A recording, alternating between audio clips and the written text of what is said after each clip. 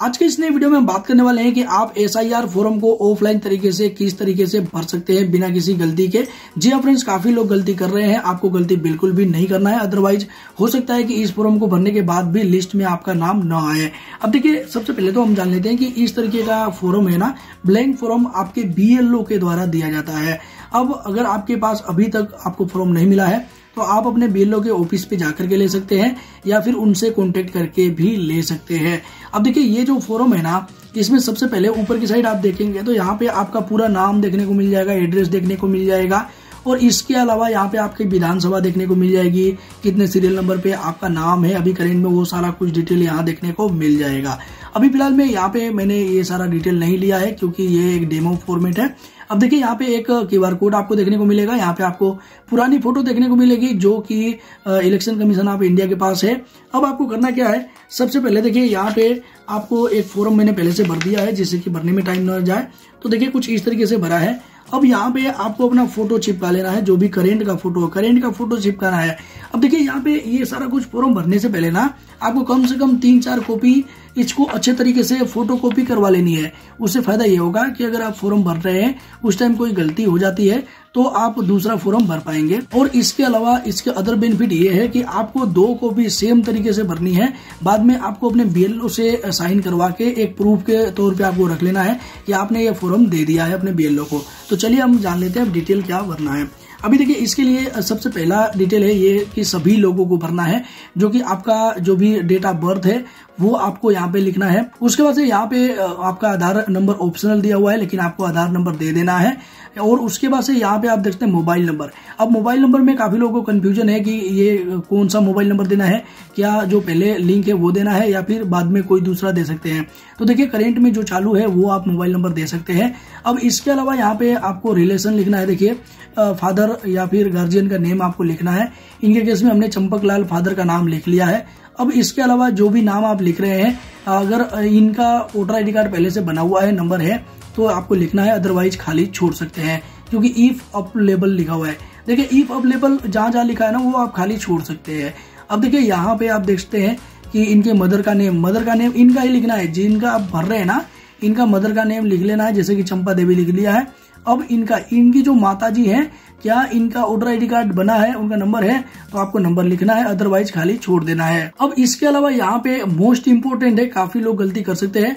देखिए, यहाँ पे बताया गया है स्पाउस नेम, कहीं ऐसा नहीं लिखा है कि पति का नाम लिखिए या पत्नी का नाम लिखिए।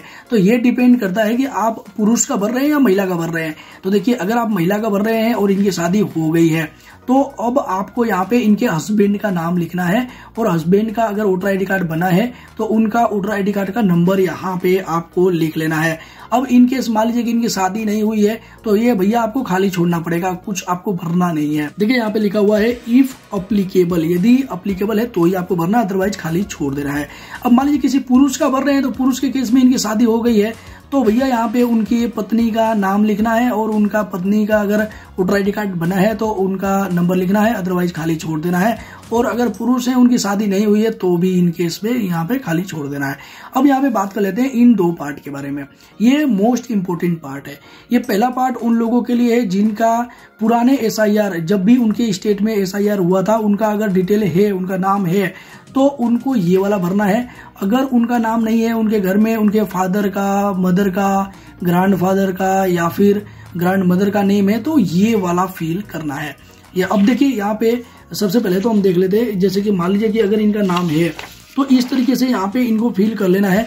जैसे कि इनका नाम अगर गलत था पुराने लिस्ट में तो इनको गलत नाम ही लिख लेना है और इनका जो भी उस टाइम EPIC नंबर था, यानी कि वोटर ID कार्ड नंबर है, वो लिख लेना है। इनका रिलेटिव का नाम जो भी शो कर रहा है उस लिस्ट में वो यहाँ पे लिखना है। अब यहाँ पे रिलेशन उनका क्या था वो यहाँ पे लिख लेना है। देखिए, इनसे इनका क्या रिलेशन था, ये जो इन्होंने नाम लिखा है ना रिलेटिव का, उनका फादर है, हस्बैंड है, वो यहाँ पे लिखना है। अब यहाँ पे किस स्टेट में था उनका नाम। अब मान लीजिए कि ये UP उत्तर प्रदेश के रहने वाले हैं, लेकिन अभी फिलहाल में दिल्ली में रह रहे हैं, तो अब यहाँ पे ऐसा नहीं है कि दिल्ली का आपको यहाँ पे ढूंढना है। यहाँ पे पुरानी, अगर उत्तर प्रदेश में आपका नाम था पुरानी लिस्ट में, तो आपको यहाँ पे उत्तर प्रदेश ही डिटेल लिखना है।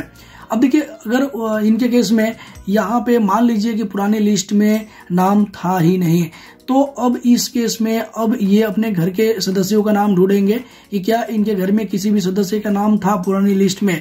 अगर घर के सदस्य का लिख रहे हैं, घर के सदस्य का नाम था, तो इस केस में ये वाला डिटेल भरना है, ये खाली छोड़ देना है।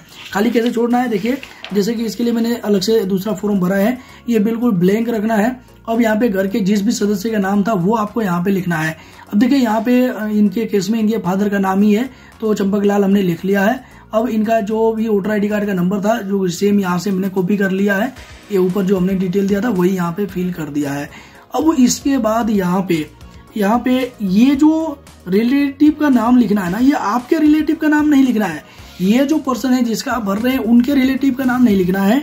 ये जो जिस भी पर्सन का पुराने लिस्ट में नाम था उनके रिलेटिव का नाम लिखना है, उनके फादर का नाम, मदर का नाम यहाँ पे लिख लेना है जो भी उस लिस्ट में था। अब देखिए यहाँ पे हर बार हम बोल रहे हैं उस लिस्ट में था या फिर पुराने लिस्ट को में नाम था तो आपको भरना है। तो देखिए इसके लिए मैंने अलग से डेडिकेटेड वीडियो बना दिया है कि किस तरीके से आप ऑनलाइन ही चेक कर सकते हैं कि पुरानी लिस्ट में आपका या फिर आपके घर के सदस्यों का नाम था या नहीं है था। अब देखिए काफी लोगों के केस में उनका नाम है लेकिन नहीं मिल पा रहा है, ढूंढ नहीं पा रहे हैं। तो देखिए इस केस में भी एक नया प्रोसेस आ चुका है। नए प्रोसेस से आप चंद सेकेंड में अपना नाम ढूंढ सकते हैं। और अगर आपको फिर भी नाम नहीं मिलता है तो किस तरीके से आपको नाम ढूंढना है, इसके लिए अलग से डेडिकेटेड वीडियो मैंने बना दिया। देखिए हमारी वीडियो थोड़ी बड़ी होती है लेकिन काफी ज्यादा डिटेल में होती है, तो अगर आप उस वीडियो को पूरा देखेंगे तो आपका नाम चंद सेकंड में मिल जाएगा, आप ढूंढ पाएंगे। अब देखिए यहाँ पे आप देख सकते हैं कि ये जो नाम आपने लिखा है ना, तो अब ये इनके क्या लगते हैं, फादर मदर, वो यहाँ पे लिख लेना है। तो इनके केस में फादर है तो फादर लिख लिया है। अब किस स्टेट या फिर डिस्ट्रिक्ट में था इनका डिटेल पुरानी लिस्ट में, तो मान लीजिए यहाँ पे मैंने सैंपल के लिए गाजीपुर लिखा है। आपका जिस भी स्टेट में था, जिस भी डिस्ट्रिक्ट में था वो यहाँ लिखना है। डिस्ट्रिक्ट का नाम यहाँ पे आ जाएगा और स्टेट यहाँ नीचे की साइड देखने को मिल रहा है। अब देखिए यहाँ पे बात कर लेते हैं एसी, पार्ट नंबर और सीरियल नंबर। तो ये जो एसी होता है ना, आपका विधानसभा का नंबर होता है, वो विधानसभा का नंबर आपको लिखना है। पार्ट नंबर है भाग संख्या होता है, वो भाग संख्या यहाँ पे आपको लिख लेना है। और इसके अलावा यहाँ पे सीरियल नंबर आपका उस लिस्ट में कितने नंबर पे नाम था वो आपको यहाँ पे क्रम संख्या लिख लेना है। तो देखिए यहाँ पे आप देख सकते हैं कुछ इस तरीके से आपको फिल करना है। और इसमें भी सेम था जो आपने डिटेल फिल किया है ना, मान लीजिए कि पुराना अगर लिस्ट में इनका नाम था तो पुराने लिस्ट में आपका विधानसभा क्या थी, हो सकता है कि अभी विधानसभा अलग है और इससे पहले पुराने वाले में कुछ अलग विधानसभा थी, तो आपको अलग वाला ही यहाँ पे लिखना है। और यहाँ पे भी आपको अलग ही पार्ट नंबर लिखना है जो भी पुराने वाले लिस्ट के हिसाब से है। तो इस तरीके से आपको इस फॉर्म को भरना है। और उसके बाद से आपको करना क्या है, यहाँ पे आपको साइन कर लेने का है। अगर आप अंगूठा लगाते हैं या फिर कोई ऐसे पर्सन का भर रहे हैं जो अंगूठा लगाते हैं तो अंगूठा भी लगा लेना है।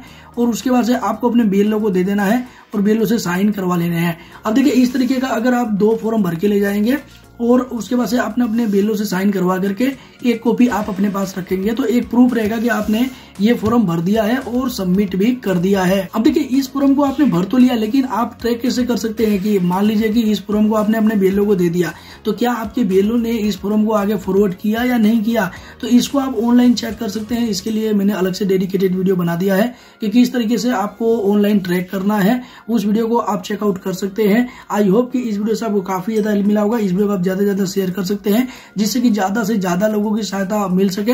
अब देखिए फ्रेंड्स, यहाँ पे आप देख सकते हैं जो भी मैंने डिटेल फिल किया है, मैं कंफर्म करना चाहूंगा कि जो भी डिटेल मैंने दिया है वो सब डेमो डिटेल है, कोई भी एक्चुअल डिटेल नहीं है, कोई भी करेक्ट डिटेल नहीं है। इसी के साथ मिलते हैं किसी नेक्स्ट इन्फॉर्मेटिव वीडियो में। तब तक के लिए जय हिंद, जय भारत, वंदे मातरम।